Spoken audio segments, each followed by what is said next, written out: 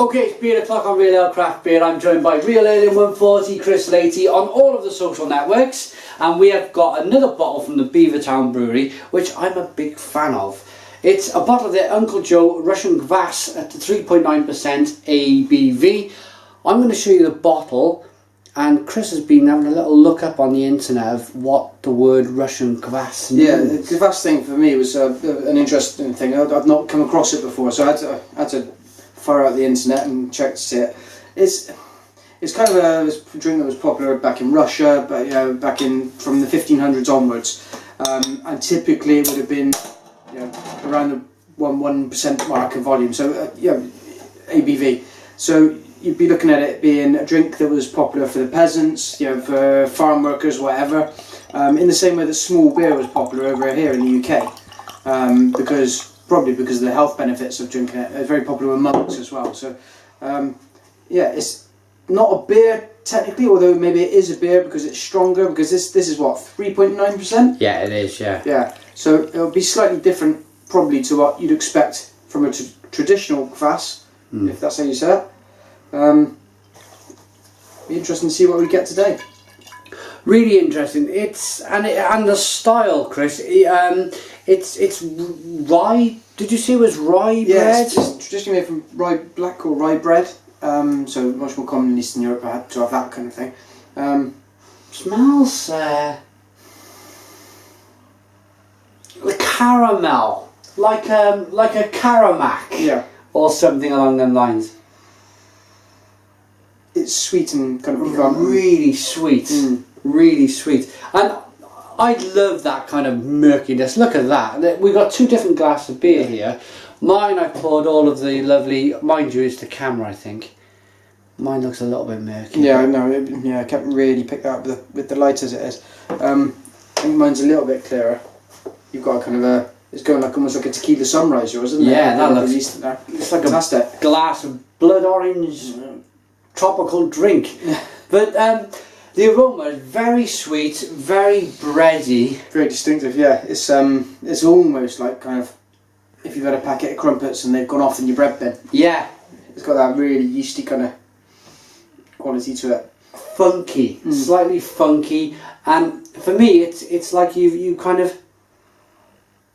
warmed up some Smarties or some sweets, and you've just got your freshly popped toast out of the toaster, and you've spread all your sweets all over this. Yeah. Over your bread, because it's toasty, it's sweet. It's got that. I can't place it. I really can't place it. Maybe it'll come when I taste it. There's something in there I can't get my nose round. Beavertown? Ginger. Dig in.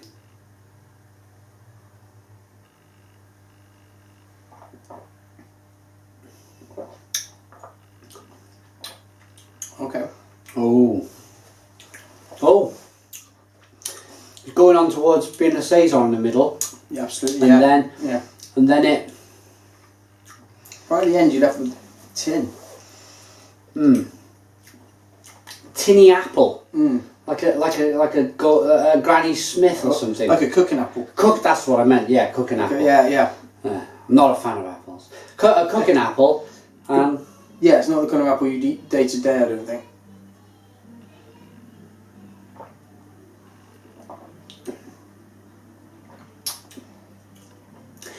It's almost towards the lambic end of things. And it's a taste that's purposely been put in. It's like do you know when you put your nose to maybe good pork's a good example, isn't it? Yeah. Pork or chicken is kind of turned. Do you know what I mean by that? You got that kind of that vinegary, that kind of almost take your nose away. It kind of rocks your head back. Oh no, they're gone. We must not cook them.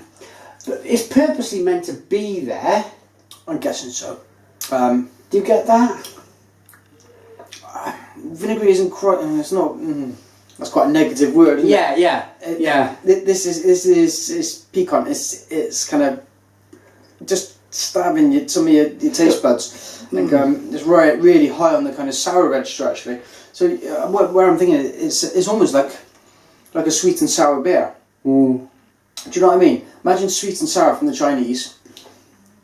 Yes. And you're getting that there. So you've got a big Yeah. hit of the kind of sweet yeastiness, and then there's the sour kind of apple thing on the back. And that's where I think this is. It's really good, it's really interesting.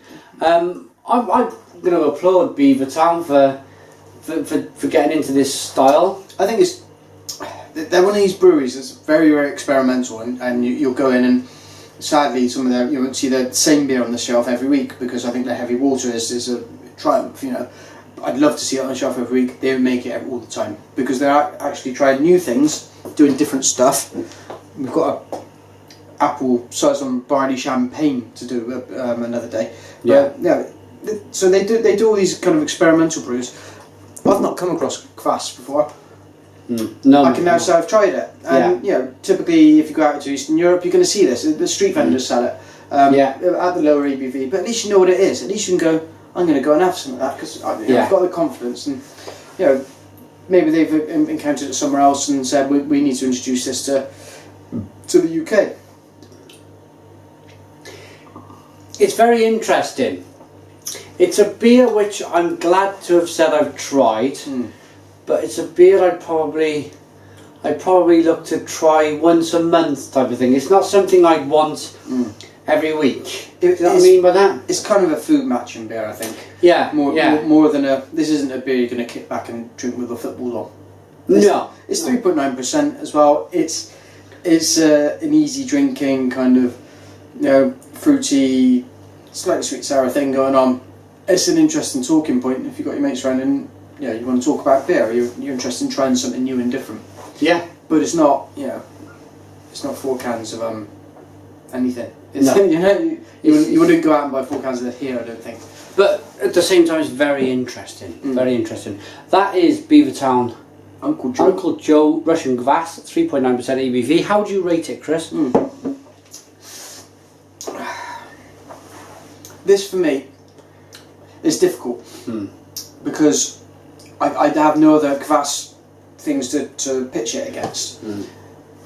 So whilst I applaud the experimental thing, I'm going to have to reserve judgment on any rating, I think, because I don't know what to pitch it against.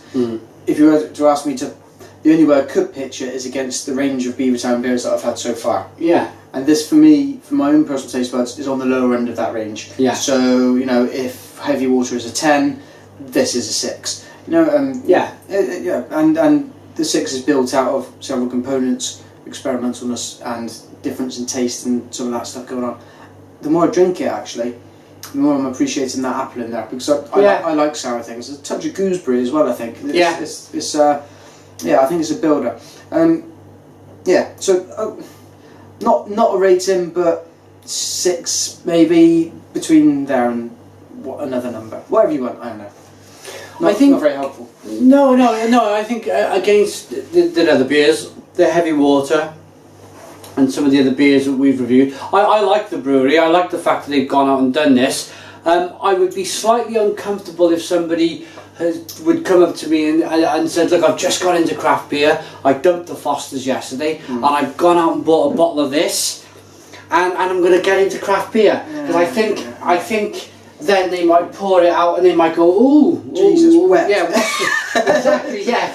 Well, what's this? And then they taste it and they go, oh, well, I'm going back to the Foster's. That would be my only concern. You've got to understand several other styles to understand this, I think. Yeah. And you need to know about lambics, you need to know about sour beers, and you need to know about fruit beers and all kinds of other stuff. So if you're getting into craft beer, I don't advise you to go out and buy this straight away. Try some other styles, as Chris just said. But for me, I'm going to go with Chris's 6 out of 10. It's something I would probably look to try again once a month. I think this would be brilliant with food. If you were to bring me out some nice slow cooked pulled pork or something like that, this would be a brilliant accompaniment to that. Yeah, brilliant. Okay, thanks for watching us. Real Ale Craft Beer and Real Ale 140. Put your comments in the comments box, subscribe to our daily beer reviews, and cheers.